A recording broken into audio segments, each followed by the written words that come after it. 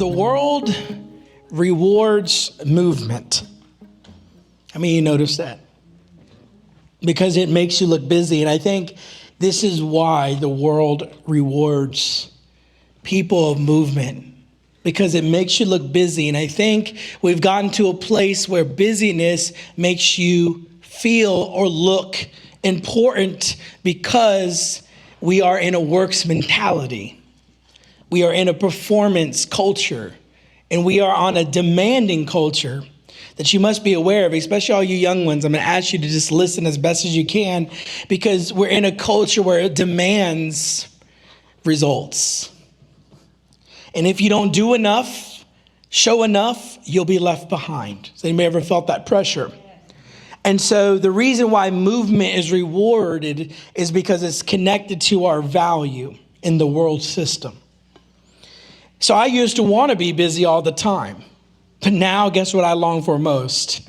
Rest. I used to think busyness meant fruitfulness, but that's not always the case. I used to want to be everywhere and answer every invitation, especially to preach. But now I realize if I invest my intentional presence with a few, it far outweighs dispersing myself to many. So this is not just physical movement I'm talking about today. Many of us are less mobile, but we are mentally running marathons. Some of us barely do anything, but we make up for what goes on in our mind. The worry, the concerns, the fears, the thoughts, the planning, your future, your career, your loss, your pain. So much so that you would think that you've been running because you're exhausted. It leads to fatigue. It leads to burnout, a lack of motivation, a lack of investment, a lack of intentionality, because mentally you're tired. Has anybody ever been more tired in your mind than you are in your body? Exactly. So the movement that I'm talking about today is not just physical, it's also mental movement. And so my prayer today is that we would learn the power, someone said the power of being in the stillness. That we would begin to realize that there is healing found in stillness, restoration, restoring, conquering. You know, when Jesus conquered all, he wasn't running, he was hanging.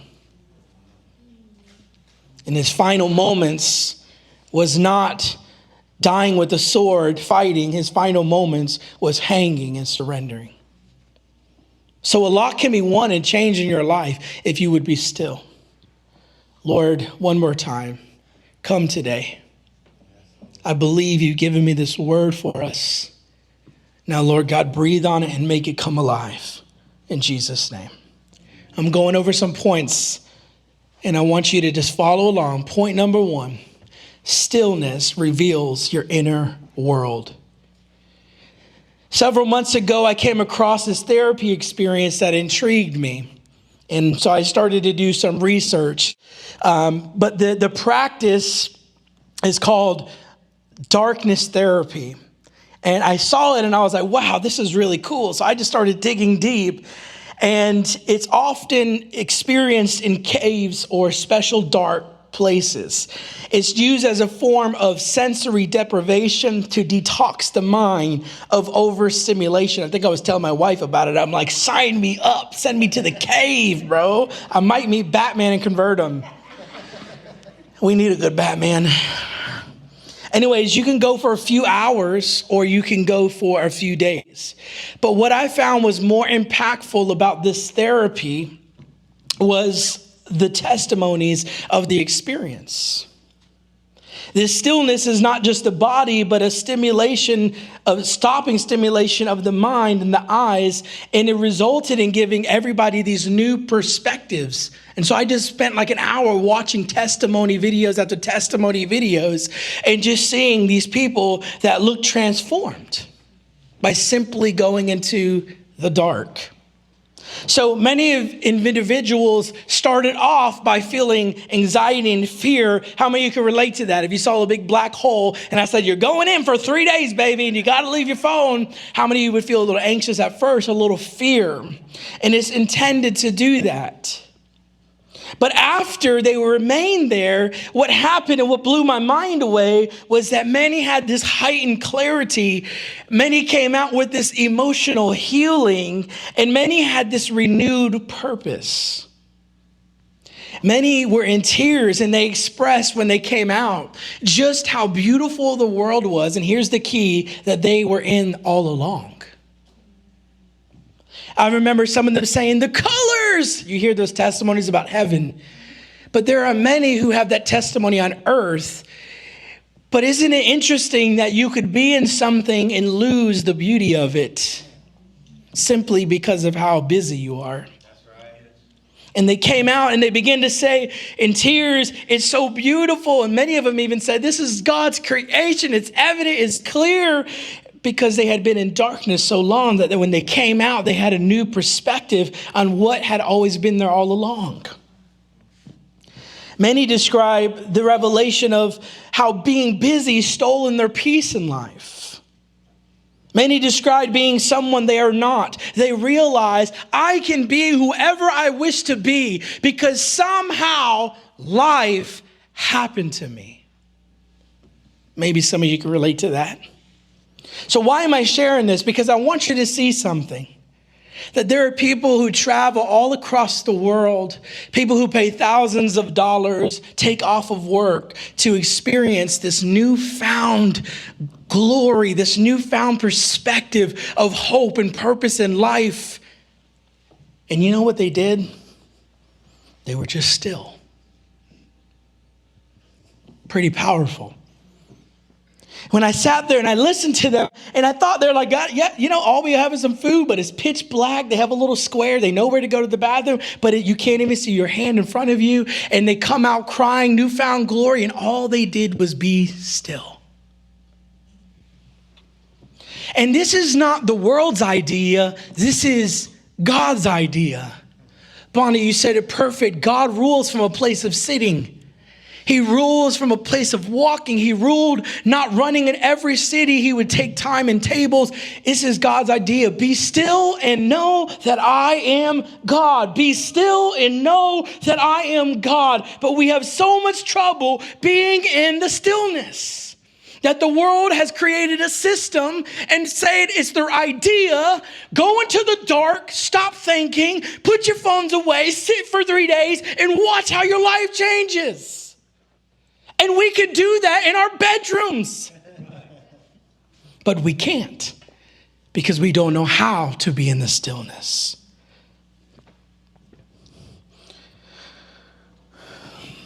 You know, a lot of times I think we believe we find out who we are by what we're doing. But I think if we took an honest examination of ourselves, we might find out more of who we are by being still. When it's just you and God, and suddenly you begin to hear these voices that say, you're doing it, you're failing, get up, you're being lazy, you have so much you got to do. Come on, life, you got to figure it out. But do you hear the whisper of God trying to get through to tell you who you are, who he created you to be? But the voices have become so loud that when we are still, we feel dysfunctional and God's voice can't penetrate through because we are filled with everything on our screens, everything we've been watching. We can't even listen for 20 minutes to the word of God. Why? Because we don't know how to be in the stillness. I have a question for you today. From the oldest to the youngest, what would happen if you were still with no devices and no vices? No cigarette, no phone, no porn, no working in jobs. Yeah, so that would say a lot about you, that she's tired. It's the truth. Thank you for that. See, when external noise is removed, internal truth becomes unavoidable. I'm going to say it again because I think you missed it. When external noise is removed, internal truth becomes unavoidable. You want to know who you are? Be still. What voices begin to talk? That's your real truth. That's the truth. And this is why stillness can feel uncomfortable at first. It confronts what distraction hides. I'm going to say it again. Stillness can feel uncomfortable at first. It confronts what distraction hides. Be still, and you'll find out soon enough what has been hiding inside of you. With TV shows, with TikTok reels, with doom, gloom, just continuing to be on it, from good things. Sometimes it's even spiritual things that are good, that are feeding your soul. But what's happened is become easier to listen to a voice from a preacher or a teacher or prophetic thing, whatever it is. It's not just negative. That sometimes we don't know how to be still in the Lord's presence ourselves and just say, God, I want this personal relationship that you promised me in my life. But guess what happens? If you're still enough, whatever's going on in you will be unavoidable. Stillness is not inactivity. It is receptivity to God's leadership in your life. And this is new, and I'm not throwing shade. You want me to know when people are spiritually mature, it's not the ones who are busy. It's the ones who are intentional. And I used to look and be like, man, this person can do this ministry and do this and do this and do this. Can you just show up and be still? Can you just be a part? Because if you can't, that already tells me you're too busy chasing what your inside needs, that you're really not even present. It's the facts. That's right. Now, I used to not be that way. I used to go and get my validation from how much I could offer a church or how much I could do video. I could do photos. I can paint. I can, sing. I can do what do you want me to do? I can do it all. And I'm the one that's killing myself and wondering, what is God saying? What is he doing? Because I don't know how to be still in his goodness. So stillness is not an activity, it's receptivity to God's leadership in your life. I got to keep going. The book of Lamentation describes the aftermath of Jerusalem's fall in 586 BC. It was a time of intense suffering, despair, and judgment. And Jeremiah, who's known as the weeping prophet, gets this revelation to speak to the people and to tell them how to prepare. Someone say prepare for restoration in their life and to prepare for maturity. Y'all want to hear what he says? Chapter 3 in Lamentations, where things begin to shift. And this is a prime moment. Listen what happens in verse 28. It's so powerful. This is the weeping prophet. Let him sit alone in hope and keep quiet, because God has laid it on him for his benefit. I'm going to say it again. Let him sit alone in hope and keep quiet, because God has laid it on him for his benefit. This sitting alone suggests finding a quiet, solitary time to have humble submission. It's easy to submit to God when it has to do with your calling or what you want. But you don't just become submissive and we think we trick God like, hey, God, I'm submitted because I want to do your will. He's like, just be submitted to me as Father, as God in your life. There's a difference, my friends. I know when Ariella comes to me and she's willing to do something out of her, what she wants, versus Dad, I'm honoring you. And she's very honoring, I want to say that, all the time to me.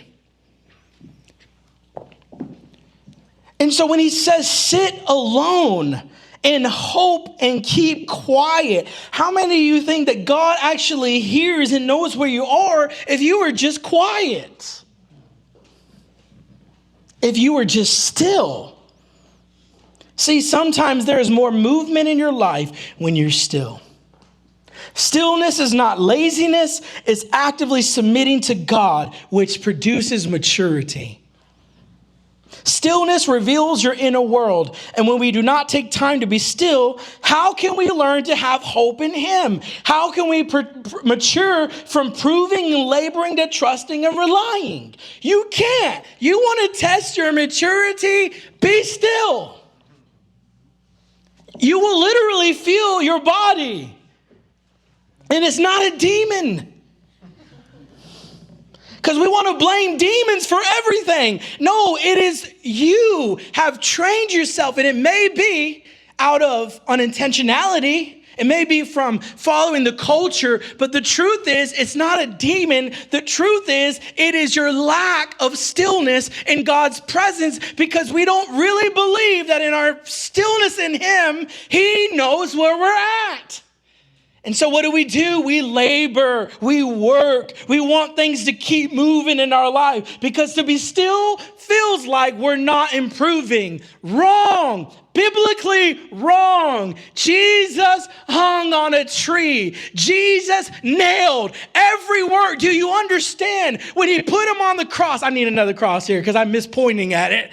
When he put him on the cross, do you know what he did? I am nailing all works and possibility for movement, because my job is not completed by works. It's completed by submission to who? Father, not my will, but your will. So guess what? Submission produces God's will, not works. So how do we be in the stillness? Friends, it's a real thing. It reveals your inner world. Let me give you another point.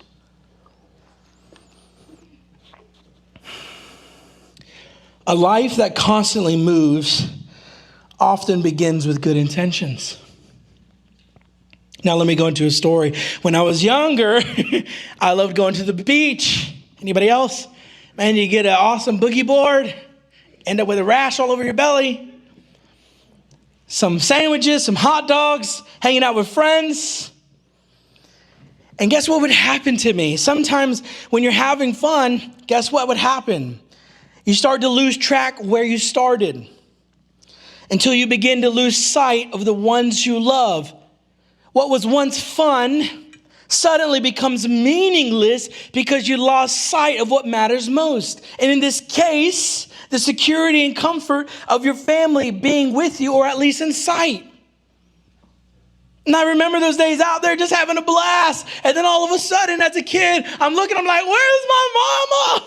Where's my mama? No, nobody? Okay, y'all were tough. Orphans. Anyways, what happened? I was so stimulated, distracted, busy, you ready? That I failed to feel, someone say feel, the undercurrent that was causing me to drift further and further away. And I have this feeling that this is what happens to us. We get so busy having fun, working, chasing goals, trying to prove ourselves in God, trying to prove ourselves in ministry. And guess what happens? We're so overloaded that we slowly but surely fail to feel how we have drifted from the place of meaning and purpose. You want to know why? It's because we didn't take time to reset. We didn't take time to make sure you're not losing your place. And so what happens? We drift away from our values. It's okay to do this now a little bit. We drift away from family time. Well, the next 3 weeks we'll just we'll get back together. We drift away from our time with God and being still with him because he understands, and yes, he does. But see, what happens is no different than the beach. There's an undercurrent. And what happens is you begin to wonder, how did I get in unfamiliar waters? How come I don't feel like myself? Because the undercurrent of your busyness has taken you places you did not know you were even going. This happens spiritually all the time. You think it's just depression. The truth is you've gotten further from your values. You've gotten further from your time with God. The undercurrent is that you did not know how to be in the stillness. And when we lose the stillness, we lose the voice of God in our lives. And we get further and further away. So let me ask us, how do we recover from a busy life? I want you to write this down. It requires invitation. Psalms 139, 23, 24. This is a powerful passage. It says, search me, God, and know my heart. Put me to the test and know my anxious thoughts. And see if there is any hurtful way in me, and lead me in the everlasting way. Notice David starts off with an invitation before anxiety. He says, search me. How many of you have ever been searched? And don't lie, we have a police officer here. Now, how many of you have ever been searched by a wild mother who's trying to catch you with cigarettes tucked in your undies? Whatever the tuck is, God, I have been searched by everyone.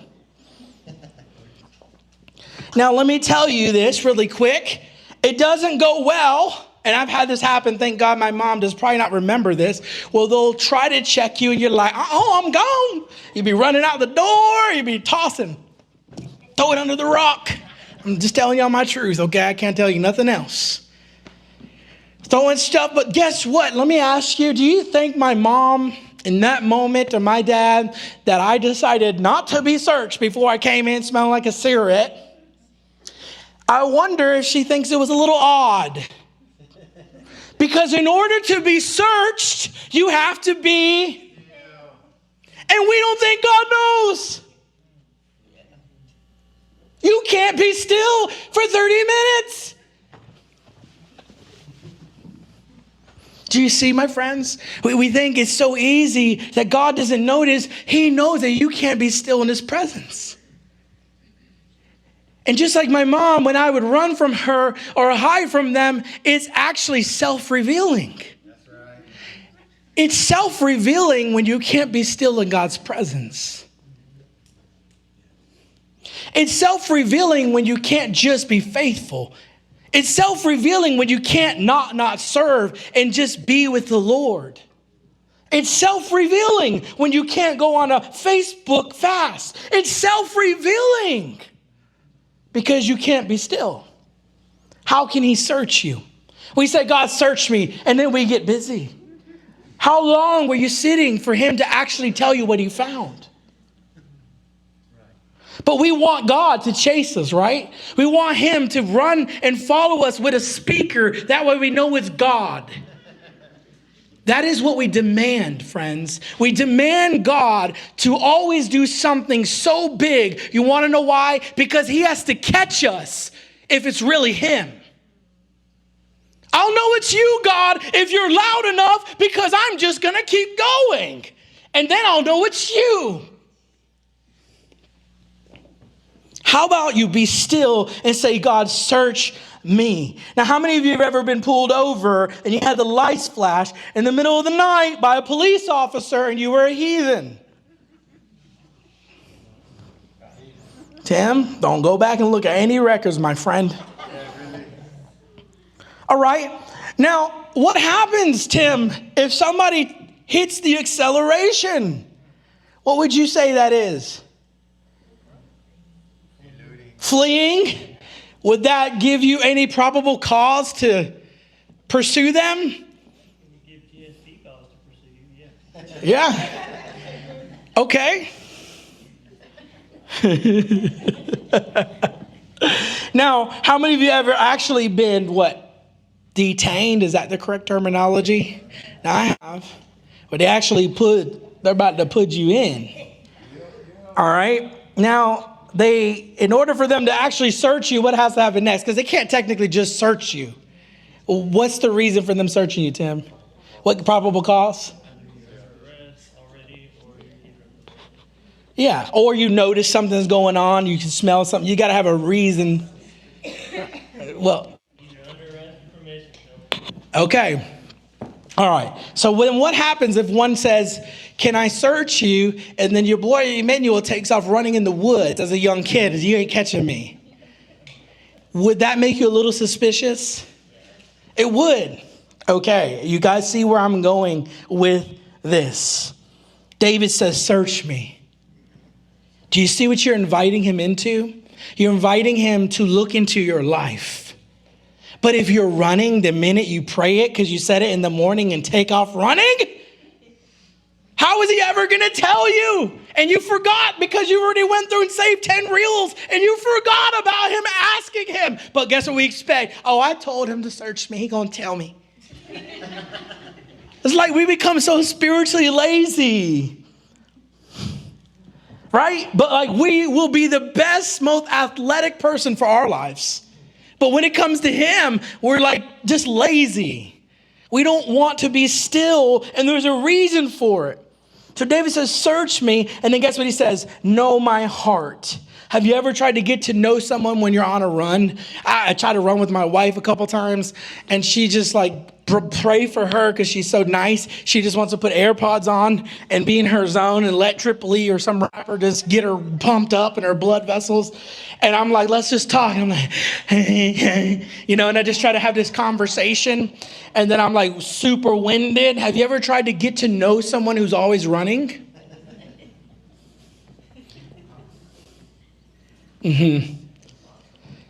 But you're that person. You're like, Jesus, catch up to me. Right? Am I right? Because we expect him. Jesus has to follow me. Jesus has to be that type of God. He has to chase me. He has to be able to be so loud when I'm running that I can hear him, because I don't know how to be in the stillness.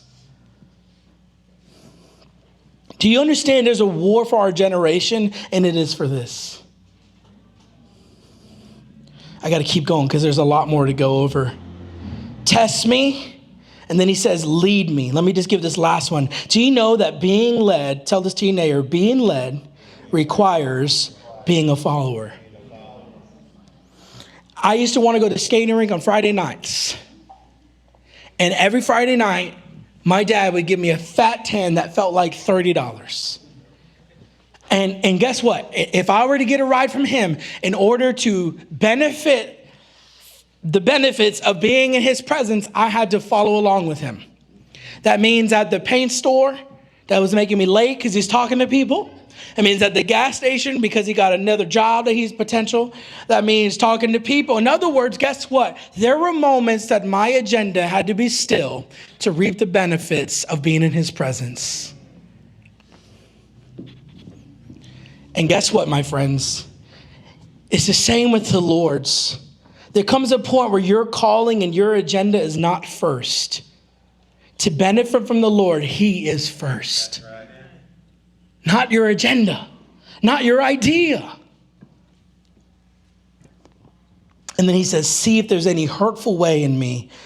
Do you know that your stillness reveals the inner world, and it will reveal to you what's actually been hurting your family and your life?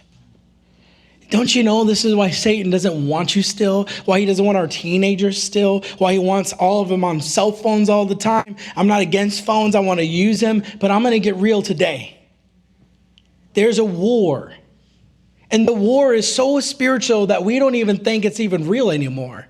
We're so carnal that we believe in the natural way more than the spiritual. And there's a war for every single one of us and a kid, and it's for our attention. And your attention produces your formation and what disciples you.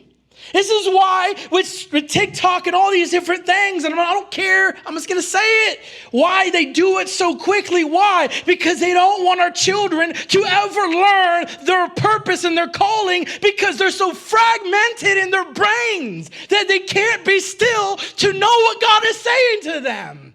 It's a war. Floop, floop, floop, floop. This is my calling. This is my call. They never know life in the stillness. Everything is nothing but a frame. And to be still feels wrong. That is the world's culture, and it can be weaponized, and it is weaponized even by other countries. that won't allow certain apps in their country, but they'll allow it here. Why? Because it's dumbing our children and dumbing us from being still in the presence of God in our formation. We wonder why we're never maturing, we're never growing, because we don't know how to be still and let God's voice be louder than the voices that are telling you, this is who you are, this is what you need to look like, this is what your calling is, this is what's next, this is how you get money, this is how you get the job, this is how you start a business. Let's just keep going. And then it's so smart that it picks up on what you like. Come on, friends. It picks up on what you want, and it just feeds whatever you want to be. You'll think it's God talking to you. I must be a designer now. No, you watched 100 designer videos, and now it's telling you what you want. Let me keep going. See if there is any hurtful way in me. When's the last time God showed you that there were some things that weren't correct that's hurting not just you, but your family? Oh, he showed me some things. He's been showing me stuff every day when I go to the park. And I sit there almost every day. And when I'm just quiet, he just begins to confront. I'm sideways now, guys. I'm going somewhere over there. Tina, this is for you, girl, right here. Me and you. Hey, might even get over here. Are y'all in this? I'm not stopping this sermon. This sermon is going all the way through. Now, let me tell you the danger of a fast-paced life and what we have to lose when we cannot learn to be still. Are you ready for it? Well, first, let me give you Ephesians 5:15. Be careful how you walk, not as unwise people, but as a wise, making the most of your time. Be careful. How many has ever been told be careful? Right, when you're getting ready to walk in the backyard, it's dark, someone's like, be careful. You're like, bro, what's out there? Just tell me, bro. What is it? Be careful means you could not be careful. With what? How you use your time. And here's the cost. You will either be, there's not an in-between, you ready? Wise or unwise with it. It says, make the most of your time. Okay, here it is. The danger of a fast-paced living. We're not just busy, we're being formed by what constantly has our attention. One more scripture, Matthew 6:21. For where your treasure is, there your heart will be also. Okay, I need y'all to look to your neighbor and say, have grace for each other. It's going to get a little real.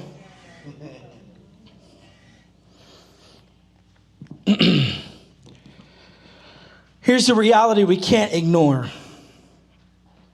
The average American checks their phone 90 to 140 times per day. You wouldn't think you do, would you? Some studies estimate up to 2,600 touches per day. 2,600 touches per day. Now, let me tell you the cultural shift and what has happened in our lives is that time used to be experienced, but now it is managed and optimized and rushed. Time used to be experienced. Now it is managed. Process that. Process it deep. Let it get deep in your core. Listen to the sermon again. It used to be experienced. How many of you, when you were a kid, you ever thought about time? Not this generation. I'm talking about when back in the day. You know, you would go out and how you knew it was time? It was dark. Because you were in the experience. But guess what? Now, our generation says, you better do it. You better get busy. You better figure life out because God can't work with you being with him. He needs you up front. He needs you grinding. And so guess what happens? Time is now a tool rather than where God has placed you to be in an experience.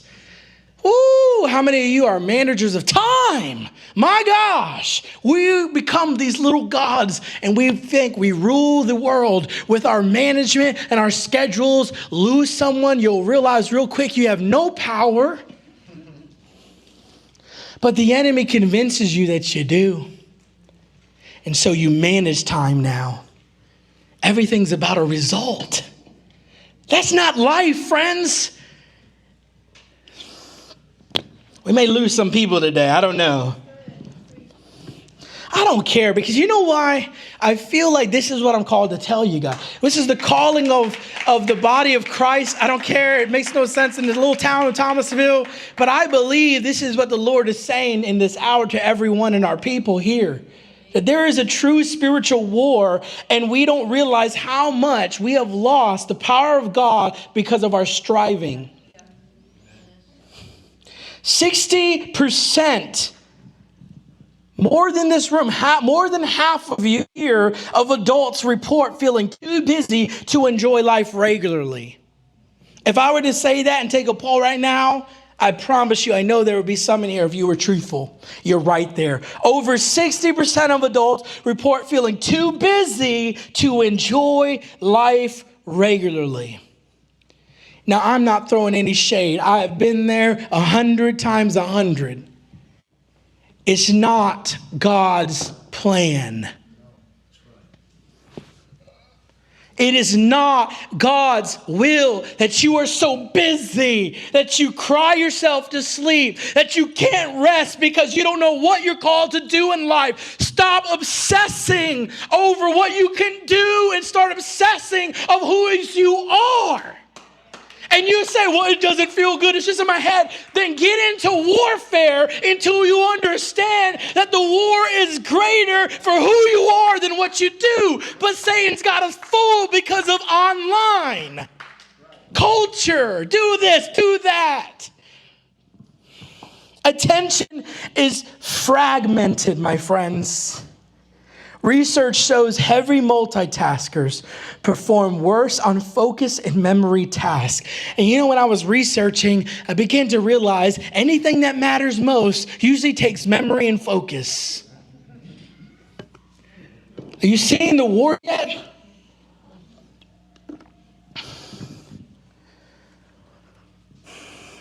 You're multitasking everything, and guess what? It feels good. We feel proud. I'm doing this. I'm building this. I'm working 85 hours. I'm working on this project. You are fragmented. And friends, I'm the first one to tell you, I know what it feels like. I remember days that I could not remember what I ate that day. I'm not kidding. There were days I couldn't even remember what yesterday was. It's black. Can't even remember. So much so, I started to wonder what was wrong with me. I could not remember. But let me not let go of something because it will make me feel weak. It will make me not look like I'm on my game. But guess what? Neuroscience confirms multitasking can reduce productivity by 40% in your life. 40. That's almost half of your life. Efforts is reduced when you do multiple things because you got to prove it to the world. You got to prove it to your church. You got to prove it to everybody that you got to be something for everyone. And you're losing 40% of productivity on the only thing God is actually asking you to do. You see the war? There's a war, my friends.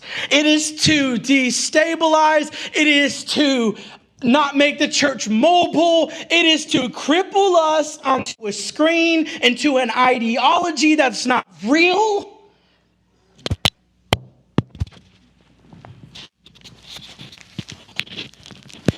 This is being recorded.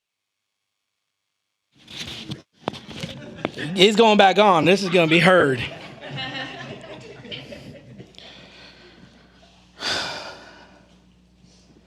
%.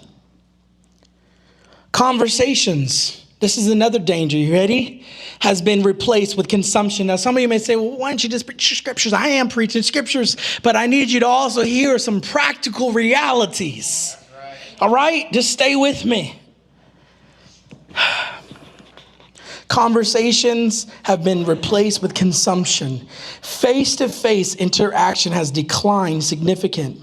Studies show even having a phone visible, I want somebody to come up here, reduces empathy and depth in conversations. I've been working on this, not just with me, but with my family. I need somebody to get up here because I really need this to hit in. Come on up here, Sylvia, please.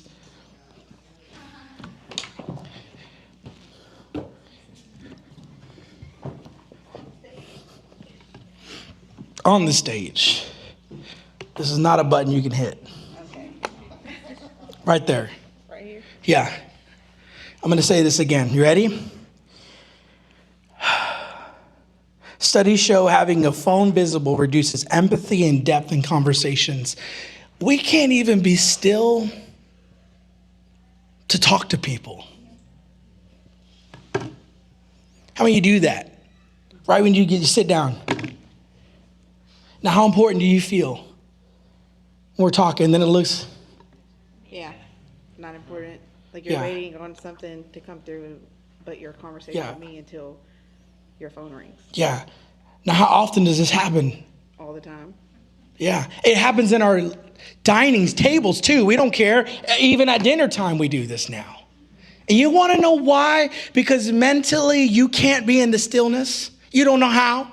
You need to see something needs to be moving. You have no control of your brain. And spiritually, the enemy has come inside because we have to live by a device. We have to live by a notification. Now, look, do you know that scientifically, it actually makes a difference if you just turn it on its back? For those who can't get away from the phone on your table, just turn it away. Does that make you feel a little bit more important? Yeah. Because if something comes through and you don't have the ringer on, you won't know until you pick it up and look at it. Right. It's even that feels awesome, right? Yeah. It's a little bit more respectful. Is that not wild? But what happens when this is here and it's in my pocket and we're talking? Like undivided attention. Yeah. Now what happens if you said, hey, I gave you a call. I was wondering if you were here. Go ahead and say it. I gave you a call. I was wondering if you were here. Oh man, I left my phone in the car so we could just hang out. That's awesome. What would you feel? I would feel like I'm important. Like our time together is cherished and it matters to not have any distractions. Okay, thank you. You can sit down.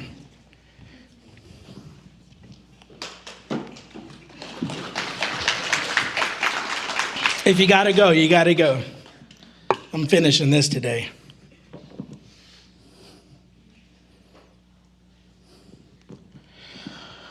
All right. So it reduces empathy and depth. Do you know why? I got to talk to y'all. Why in our lives as adults and even children we lose empathy? Because you're never still and invested enough in the moment. You're somewhere else. And it's affecting your ability. For those who love ministry, it's affecting your ability to actually do real ministry. That ministered more to Sylvia than all my loud words with my phone face forward because I need to feel important while I ding, ding, ding, ding, ding, that I'm not in the moment that says Sylvia's in my life. This is a divine moment by God, and I'm going to do that. How much more when God sees people that value his treasured ones? That's why this church, we don't have all the flashing lights. I don't want no distractions. Just give me some regular yellow warm lights. No distractions. Focus. Be all on him. Nothing else. Point to him because his focus, that focus is more important than anything else. I need you guys to take this challenge this week. Start thinking about that phone. Now, let me talk to the children, the youth. And let me talk to the parents here today. Uncles, aunts, nieces, whatever you, even dogs use phone now. If you're a dog animal owner, just get the phone off of their ear. You ever seen those? The dogs are like watching the show. They're like, get them away from the screen. Let them things be dogs, okay? Don't have them watching Lion King like that.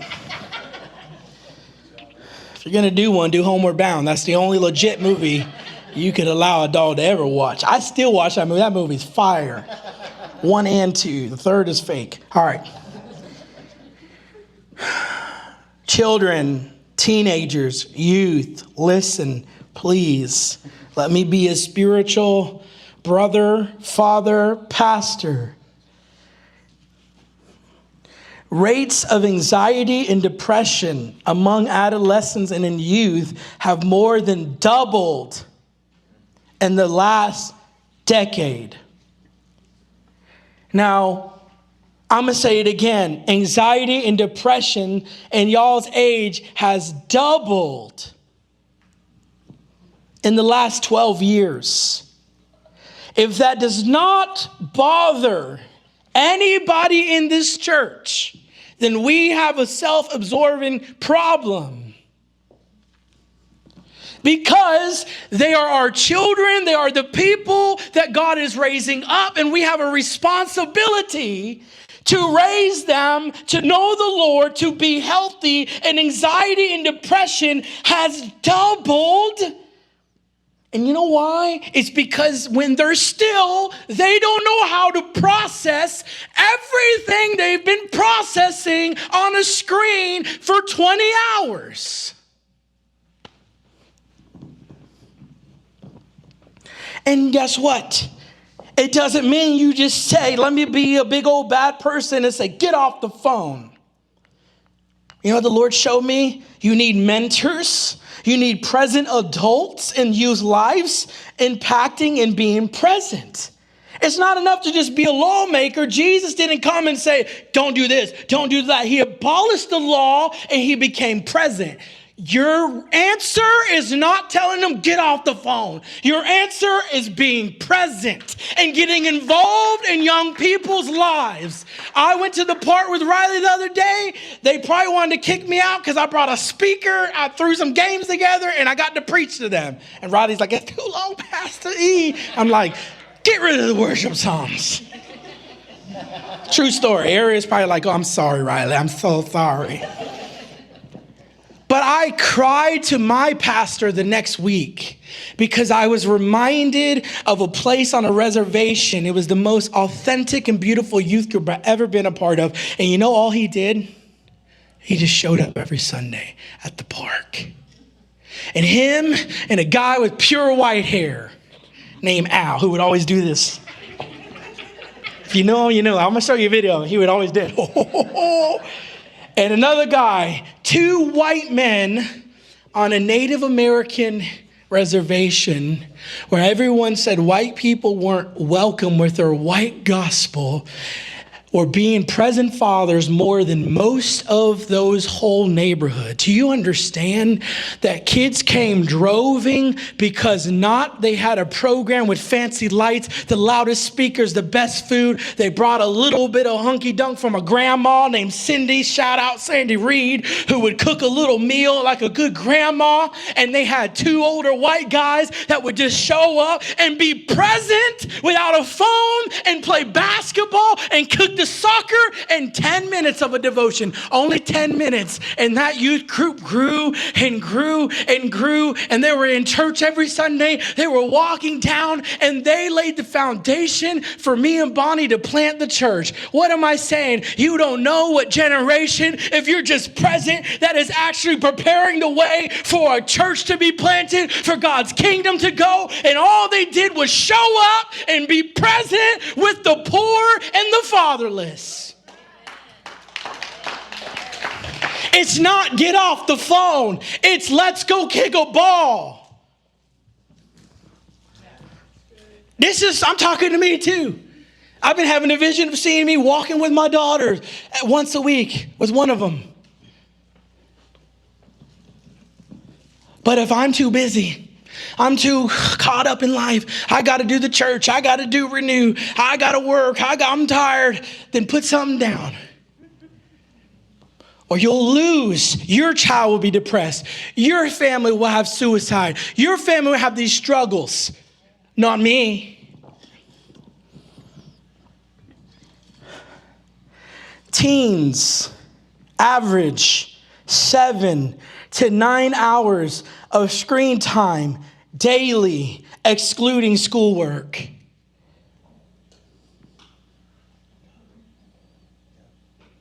Seven to 9 hours of screen time, excluding homework. And you know what I want you all to really feel and see right now is that this is what the Lord showed me. You think it's innocent. It's not. You know what's happening? They're being discipled. That's right. And they're being formed. By what? Everything. You don't think that the looks, everything is discipling who they are. 7 to 9 hours excluding work, even if it was 5 hours. That's more than probably a month in church that they're getting discipled by a message. And what is the stinking message? What is the songs they're listening to? We have to take control. We have to stop trying to be cool and fit in with the world and everything and think that they got to do what they do. I don't care if my daughter doesn't. We talk about this. Sometimes she doesn't agree.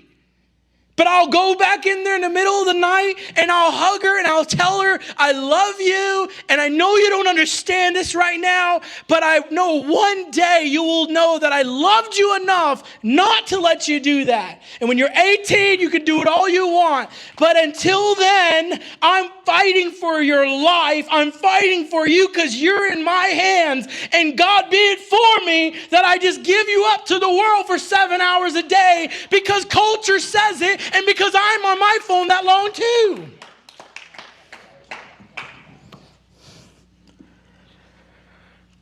The average attention span has dropped 8 seconds with kids and teenagers. 8.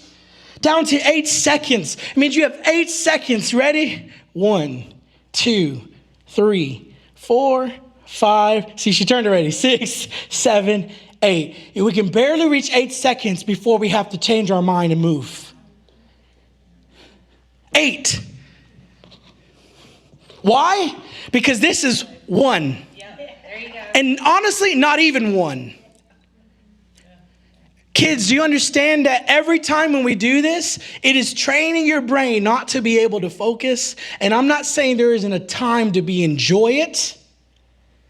But you will not know how to focus on one thing. And we think we're struggling. They have it 100 times worse than all of you because they're born with it. Gen Alpha is the only one that will be raised with artificial intelligence from the very beginning. Let this sink in. They will never know a world without an electronic or super intelligence.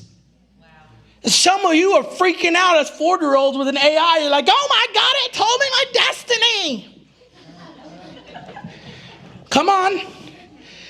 What is it telling your kids?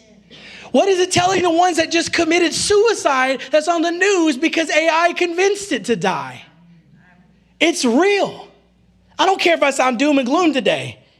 I'm trying to fight because I believe the Spirit of the Lord is on me today to declare the truth that there is a war in this time, that we shift from being in the culture and start being into the kingdom of God, getting our families back in order, church. Getting our lives back in order while you can. Don't wait till they're 15 and they've been on doing this for years. Stop it now. Well, they're going to get mad. Oh, well. Do you love them enough? All right. Suicide is now the leading cause of death among teenagers.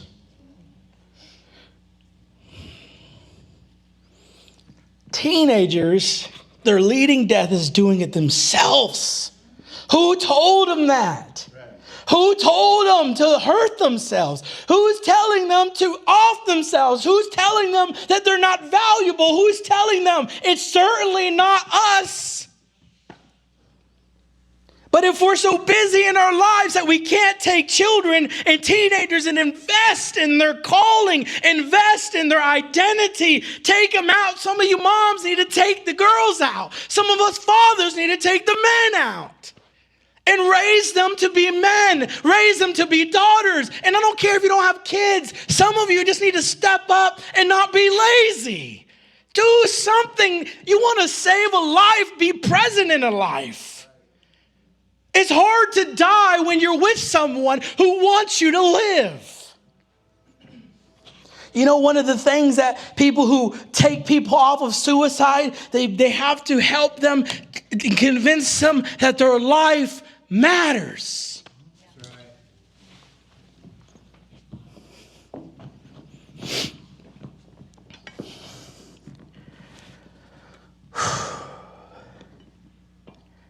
Our teens and adolescents are constantly stimulated, but rarely still. You ready? And when they are so scattered because of what's been forming them. Do you want to know why kids seem so fragmented? It's because they don't have a singular focus. You can apply this to your life too. There's too many things. They don't know who they are. Doesn't that bother you guys? I hope it brings a reverence to say, I hope we have more people wanting to help our teens and our kids than ever. Except now, it's the last thing we want to do. It's the last area. It's like torment to help children in ministry, in the kids' room. Like, when does that happen? You want to know when it happened? Is when we feel more valuable than their lives. And what we experience in here is more important than saving a life. Your words matter. Your children ministry matters. When you're in there and you're saying, this is who God has made you. You are beautiful. That child may never hear they're beautiful, but through your words as a woman saying, you look beautiful today. And it's the one thing that makes them say, I want to go to the house of God. Why? Because there I am told I matter. There my presence is seen.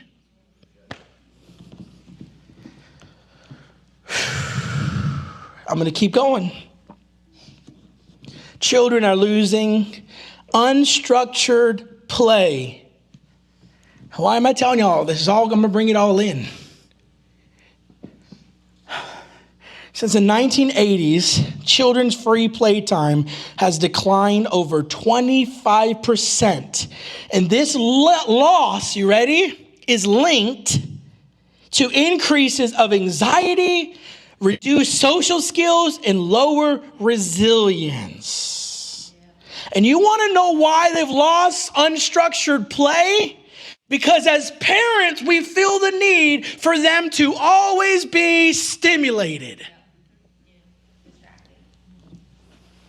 And what you're doing to try to help them is actually causing an increase by 25% of anxiety, reduced social skills, and lower resilience. Why? Because we don't feel like they can figure out how to discover in the stillness of how to be in themselves. I don't want to do it. I'm bored. I don't know what to do.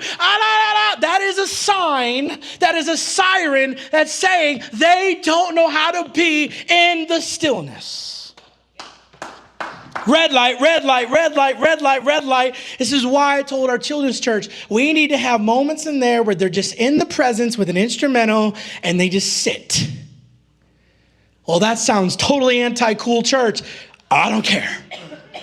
Let's try actually helping a life. That's right. Let them sit in the presence. If they're not going to get it at home, let them sit in there and be like, oh. No phones. Let them be still in God's presence. Let them be still. Do you think if we had a high-paced, fast programmatic kids ministry with lights flashing, constant stimulation, because that's what they tell us, kids need it every 2 seconds. You know, they need a change every 5 seconds or you're going to lose them. Yeah, our model is SpongeBob at church. That's what we do now. Kids need this. I'm not playing. I've been in churches all over. We want to follow the pace of the world. You know what? That's not discipling them. You know what we're preparing them for? A concert. At best. It's fun until we realize that they don't know how to be in God's presence. It's fun until our children don't know how to pray. It's fun until we realize that they just lose. They feel like they can't ever be at peace. It's fun until they say, I have anxiety attacks. It's not, you know what the anxiety attack is? They don't know how to be in the present moment. They're overstimulated. Let me preach. They are overstimulated by people, but they're never overstimulated by their phone. Is that not interesting? They are more familiar with the people on a screen than real humans. So they get into an environment and they begin to feel overwhelmed by real life people. And ultimately what Satan wants is a generation stuck in a room, stuck in a closet, and thinking they're living life in an emulated reality that is not real, and it's controlling our generation from making an impact. Tell your neighbor, take control of your house. Quit letting the enemy in and stealing and robbing and killing. I don't care. I just feel the Lord. Do not be conformed to this world, but be transformed by the renewing of your mind. And it doesn't start with your kids. It starts with the parents, grandparents. You got them kids for 2 hours, it's going to be a wild one for a season. No TV, no phones. I want to go home. Kennedy, Justin, shut off your phones. I'm going to war. One of the greatest things I see my mom do, and it's wild. She'll get around one of the kids, and if they acting up, Eric can probably tell you what grandma does. You want to tell them what grandma's scared now. Look at her, she's like, oh, Lord. She'll say, get out of the way. Right, baby? Right? She ain't even shaking her head. She's scared. The mama bear has awakened. I'm not kidding. This is not a game. My mom will get up. She don't care at that point if you got permission. She don't care. She's tired of seeing the wildness. She's tired of hearing the back talk. She's tired of hearing the disrespect. She's tired of seeing you just acting out. And you know what she does? Get over here. Hurry up, run over here. I'm trying to tell y'all need to take something from this. Next week's going to be powerful too. Come on, hurry up, run up. She says, watch out. And you should see that child is yelling at a parent. And my mom comes over, she says, come on with me. Oh no, sit down. And she will hold that hand for an hour on that couch. Some of y'all think that's abuse. Whatever. You know what that is? Taking authority. I never said hurting, but that's it. It's done. Some of us, we're too scared to take authority in our kids. We're too scared to take authority back in our house. And she'll say, no, you're fine. You are fine.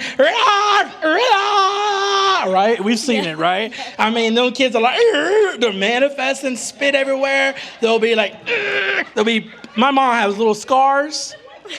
Am I right? And then when they get really crazy, it's this one. Come here. And she will sit there for an hour. And they would be like, ah! And then before you know it, they're like, wore out, watching the show. Cat food, please. Right? Please. Thank you. And you know what it was? It's time to be still. It's time to be still. Quit playing games. Quit playing games with the enemy. Some of you, he's already in your home. Some of you, he's already messing with your children. Stop playing games. It's time to stop. It's time for the adults to stop. Amen. We'll chop this sermon up into two. If you got to go, you got to go. Boredom has disappeared. Did you know that God wired us to be bored? Said, prove it. Okay. Studies in cognitive science show boredom is directly linked, you ready, to increased creativity and problem-solving abilities. You want to know why we see less and less creativity, less and less musicianship, less and less people solving problems? When's the last time you saw a teen just say, I'll come help build something? That's unheard of. That's unheard of. When's the last time a teen wanted to help fix something? Unheard of. On their own initiative. But let me just talk to the adults too for a second. What if your greatest breakthrough was not in your next video, your next work day, but it was being still, and God actually gave you the idea? Because it's actually linked to creativity and problem solving. Now, how many of you, let's age ourselves a little bit, remember going outside and the door and the parent saying, don't come back till it's dinner time. Lock you out, Miss Linda. We're still praying for him. We break the spirit of rejection and isolation, and we forgive him. That's why he went to jail. For real. But how many of you remember when you was outside and all of a sudden you saw a stick, and in that one stick you saw a whole tree house? I can do it, baby. And you get that big old stick, and then you say, we need a nail. And you're like, my uncle has one, but we got to sneak in there. And you're like, yes. And then you're like, wait, my friend has camouflage. Yes. If you've not been a kid and wear camouflage, you've not been a kid. Boy, you do that, then you're like, I need boots. I'm going to steal my dad's good ones. And before you know it, you're in decked out camo just to get 5 nails to hit up a wood. And you do that, and then all of a sudden it's downhill. We need a slide. We need a swing. We need boo-boo traps. What do they call it? Booby traps. Yeah, all around. Ramps that lead into it. We had such a big hole we didn't know. And then we went into the cow pastures. This is a true story at Hebron. We went into the cow pasture because certainly somebody would want to sneak in our tree house. And we went into the cow pasture and we got cow poop and we put it in a bag. And then we dumped it in the hole. So whoever walked around would fall. And lo and behold, the pastor's sister came looking and fell into our doo-doo hole. And then our tube that went all the way to the ground, that was not for voices. It was for using the bathroom. And then you had the little one come up and say, hello. And you're like, oh my gosh. From just being still. But now think about our kids. They don't even know how to be still. What about you adults? What would God tell you? What would God do in your mind if you were still? What if your next idea was in the stillness, not in the working? Some of y'all getting tired yet? Here we go. Let me bring it in. The spiritual cost of not being still is less awareness of God. Less reflection means less transformation. More noise means less sensitivity to his voice. Did you know that studies show constant stimulation keeps the brain heightened with dopamine cycles, making quiet moments feel uncomfortable or even stressful? Y'all hear that? I want y'all to know, adults and kids, when you're constantly stimulating yourself, it actually triggers something in your brain. And so when you're not doing something constantly, it actually makes everything feel uncomfortable. If somebody comes to you and says, I'm dealing with anxiety, ask them how much they're dealing with phones. How busy are they? Start there. Before you take them to a doctor, start there. Before you do these things, start dealing with the things first in your home, then go to those places. Let them help. All right, let me close with this one. Luke 10:38-42, it says, as Jesus and the disciples continued on the way to Jerusalem, they came to a certain village where a woman named Martha welcomed him into her home. Her sister Mary sat at the Lord's feet, listening to what he taught. But Martha, Lord said, doesn't it seem unfair to you that my sister just sits here while I do all the work? Tell her to come and help me. But the Lord said to her, dear Martha, You are worried and upset over all these details. There is only one thing, someone say one thing, worth being concerned about. Mary has discovered it, and it will not be taken from her. Do you mind me asking y'all what Mary was doing? Because the Lord said she discovered it.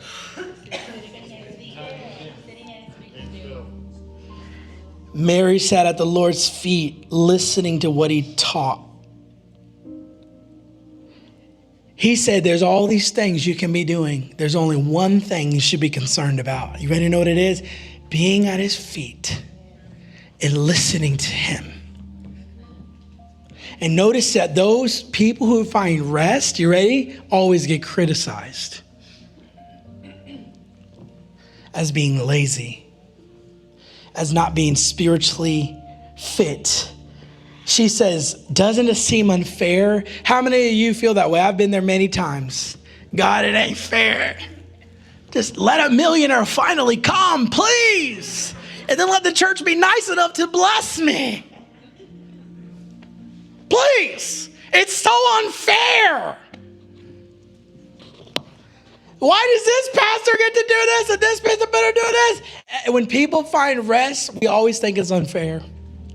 Maybe you need to find your rest in the way God has designed your life. Maybe it's letting go of one thing. Maybe it's going on one trip. Maybe it's having one evening just for you where you shut off the phone from yourself and you delight in Jesus. And maybe in that moment, you will find that the Lord is actually with you. He never left you. He wants to speak to you. He has a plan. He has a calling in the stillness with him.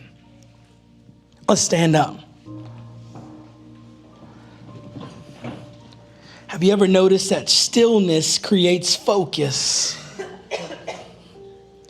You know that snipers are trained for slow breathing. They eliminate movement. They focus on a single target. Even a slight motion can throw off accuracy. Precision is linked to stillness. Lord, help us, Father. Help us, Lord. Lord, maybe we've been missing the mark. We keep shooting, but we're just all over the place. Help us to slow down. Help us to be still. David said, one thing I have asked from the Lord. He didn't have many things. He had success. He had money. He had a kingdom. He had women. He had everything that could fill his life. And yet he desired one thing. That means presence is greater than stimulation.